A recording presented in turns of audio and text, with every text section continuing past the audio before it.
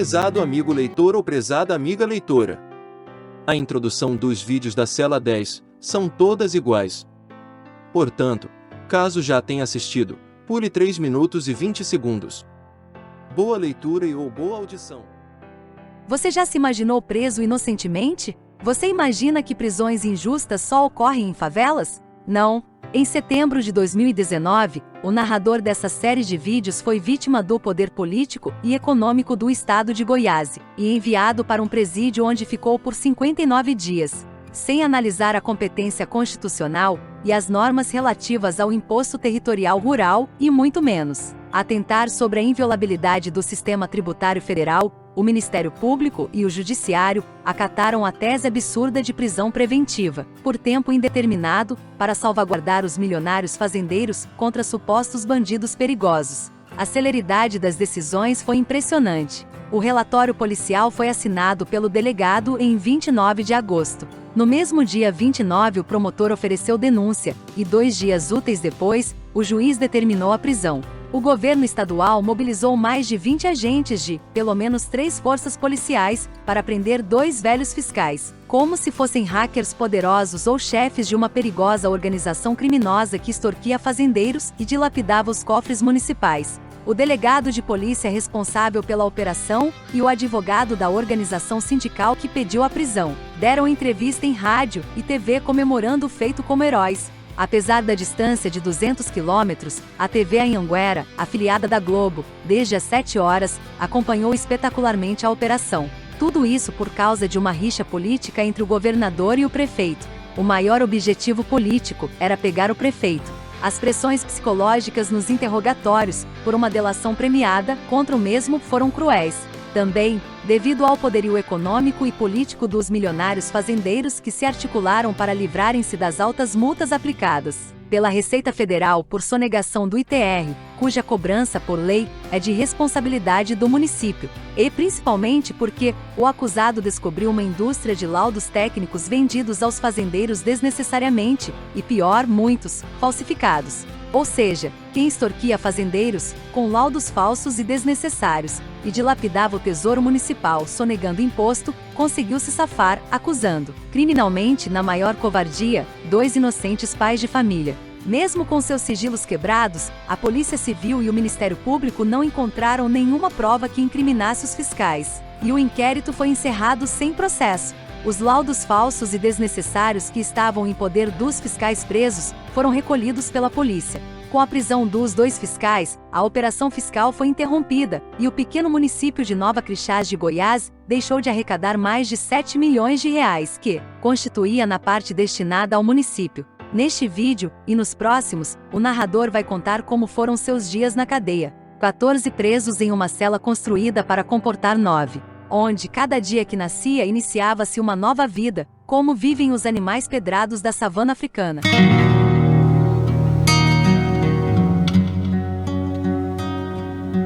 Quanto à diminuição das pessoas na cela, a alegria durou pouco.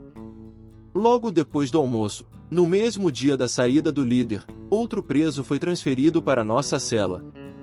O rapaz aparentava uns 25 anos e trazia uma mudança enorme. Tanta bagagem que pensei não haveria lugar para condicioná-la, inclusive um colchão muito grosso. Mas a bagagem maior que carregava era a sua simpatia. O sorriso quase não cabia nas faces, olhos grandes e brilhosos, voz agradável e cumprimentou a todos como se fosse o novo professor da turma. Na realidade ele já conhecia uns 3 dos moradores. O PC, o colega faccionado, um dos conhecidos, foi o mais empolgado com sua chegada. Interrompia repetidas vezes a animosidade do jovem, que conferenciava para um grupo ávido por informações, para fazer perguntas sobre a bagagem e fazendo proposta de ajuda. PC dormia numa cama privilegiada que ficava no 3º andar do beliche, bem próximo de uma pequena janela de vidro. O basculante proporcionava a única corrente de ar entre todas as demais camas, além de oferecer várias opções para pendurar sacolas. Num ato de extrema generosidade, PC subiu para seu lugar de dormir e começou a desamarrar suas coisas da janela e de outros lugares. Quando os colegas o questionaram sobre as ações, afirmou: "Vou ceder meu beliche para o novato." Na minha baia será mais fácil para ele acomodar suas coisas. Mas onde você vai dormir? Você sabe que a cama do baixinho será ocupada pelo chucro. O próximo da lista em tempo de casa. Questionou censurando alguém. Vou dormir no chão, no corredor, retrucou o PC. O forasteiro estranhou um pouco, mas não fez muita cerimônia para aceitar a generosidade. Logo começaram a subir as coisas. Também me simpatizei de imediato com o rapaz. Principalmente por estar incluso na sua bagagem uma pilha constituída por 6 livros. Um cara de conversa fácil, sorriso leve e permanente. Entre um sorriso e uma fala percebia-se a existência de um aparelho para reposicionamento dental. O aparelho ortodôntico era verde, combinando com a cor da bermuda, e seu aspecto geral indicava a proveniência de uma família abastada ou, pelo menos, com pais cuidadosos. No dia seguinte o rapaz não tinha todinho para apostar no jogo de caixeta e rapidamente me propôs vir prestar. Tive certeza que o cara era perspicaz em qualquer empreitada que se propusesse fazer. Ele ganhou vários todinhos nesse dia. À noite, ocorreria a semifinal da Libertadores entre o Flamengo e o Grêmio. O cara se declarou palmeirense fanático e, por decorrência, era fanático antiflamenguista. Não obstante torcer contra meu time, foi muito gostoso tê-lo como adversário, mesmo porque meu time venceu. O cara sabia tudo de futebol, como se tivesse sido preso naquele dia. Demorei a pegar do sono devido à excitação pela vitória de 5-0 e pela classificação para a final da Libertadores. Quando o jogo se iniciou, me preocupei exageradamente com a possibilidade de uma comemoração escandalosa, como eu fazia em casa ou nos botecos, nos momentos de gol. Assim, quando o Flamengo fez o primeiro gol, não gritei, mas ouvi gritos oriundos de diversas partes do presídio, inclusive da sala da administração. O jogo terminou após o horário regulamentar do silêncio, mas o presídio era lotado de flamenguistas, inclusive 2 agentes de segurança que não se contiveram à rigidez do ambiente e comemoraram aos gritos. O dia amanheceu sem acontecimentos relevantes. Ninguém implicou com meus gritos como torcedor. Encontrava-me sentado fazendo anotações no meu diário, mantendo um livro de 500 páginas no colo, debaixo do caderno, para ser degustado a seguir. O novato aproximou e iniciou conversa. Pelo jeito, o senhor gosta de ler. Com um livro dessa grossura no colo. Sou viciado em leitura. Percebi que você também gosta de ler. Trouxe uma pilha de livro, respondi. Sim. Minha mãe me ensinou a ler quando criança. Agora toda vez que ela vem me visitar, troca os livros para eu ler. O que o senhor anota nesse caderno? Meu dia a dia aqui na cela e a história de vida de algum colega. Quer me falar sobre sua vida? Demorou. Pode escrever aí. Um dia quero escrever um livro sobre minha vida. Mas, primeiro, preciso vencer na vida honestamente.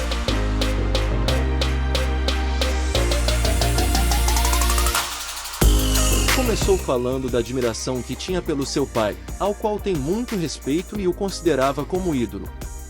Gostava muito da sua mãe, mas o carinho pelo pai era muito maior. O colo do pai era seu porto seguro onde recebia afagos, e, muitas vezes, choraram juntos. Até os 13 anos foi intensamente vigiado e controlado pela mãe. A matriarca era temerosa com relação às más influências dos amigos e o mantinha sob rigoroso acompanhamento. Entretanto, o casal se separou e coube ao pai ficar com a guarda do filho. Como num passe de mágica, passou a ter liberdade total. Como ficava o dia todo sozinho, o pai lhe dava uma mesada para passar o mês, comprando suas guloseimas, enquanto estivesse no trabalho. Aos 14 anos, usando sua mesada, começou a fumar maconha. Em pouco mais de 6 meses, experimentou cocaína, e, a partir de então, a mesada tornou-se insuficiente. Logo ficou inadimplente com os traficantes e sofrer ameaças de morte para si e para seu pai. No início, executava roubos simples abordando pessoas incautas. Em seguida, progredindo, passou a fazer arrastões dentro dos ônibus urbanos de Goiânia. Contou, ajustando o tom de voz numa inflexão arrependida, que em um desses arrastões, deparou com seu próprio pai sentado na última fileira de assentos do coletivo. O pai sujo da labuta de pedreiro, retornando para casa após um extenuante dia de trabalho, o reconheceu. Apesar da máscara, os olhares de ambos se fixaram por alguns segundos.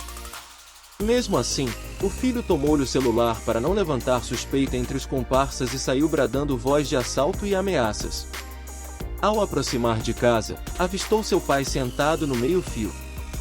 Quando seu ídolo o avistou, saiu correndo ao seu encontro, abraçando-o e chorando copiosamente. Abraçados, sentiu as lágrimas dos seus genitores correndo e mesclando com as suas. Os soluços do pai não o permitiam falar.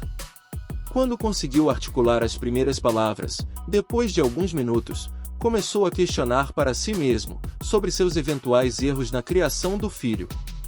Declarava, em voz trêmula e baixa, que a liberdade concedida ao filho era exatamente a que gostaria de ter recebido dos seus pais.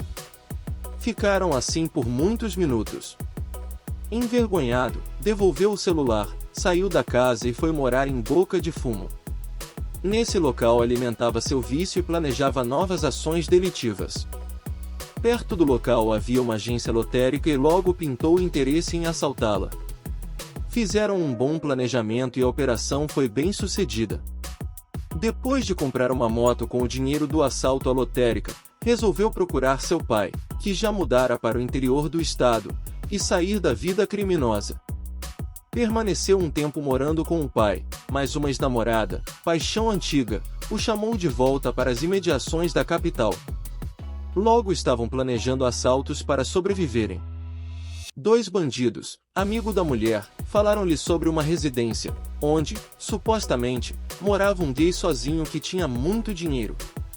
O plano era entrar na casa quando estivesse vazia. Entretanto, o plano deu errado. O morador estava em casa. Quando pulou o muro e entrou na residência, deparou com o proprietário empunhando uma faca. Ambos, assustados, entraram em luta corporal. Beneficiado pelo porte físico jovial, em poucos minutos, mais uma vítima inocente tombava inerte no chão, sem vida. Friamente foi tomar banho para tirar a quantidade enorme de sangue que cobria todo o seu corpo. Vestiu uma roupa do morto, embalou a sua, e foi vasculhar a casa. Conseguiu apenas R$2.000. A primeira desgraça dessa empreitada foi ter esquecido que naquele maldito dia fizera 18 anos e 1 mês. Não contava mais com as benesses da lei para os menores de idade. A segunda, pior que a cadeia, foi se contaminar com HIV com o sangue da vítima. Por esse crime foi condenado a 27 anos. Com atenuantes caiu para 20 anos, dos quais vai cumprir 8 anos em regime fechado. Depois de um tempo na maior penitenciária do estado de Goiás, conseguiu ser transferido para a cidade do interior onde morava o pai. O presídio da pequena cidade era dominado por um criminoso temido por todos. O novato até tentou se manter neutro. Entretanto, teve seu celular sequestrado por ordem do líder. 2 asseclas, armados com uma faca e um chucho, o renderam, bateram, humilharam e levaram-lhe o aparelho que tinha conseguido a muito custo. Ali mesmo, ajoelhado, jurou vingança.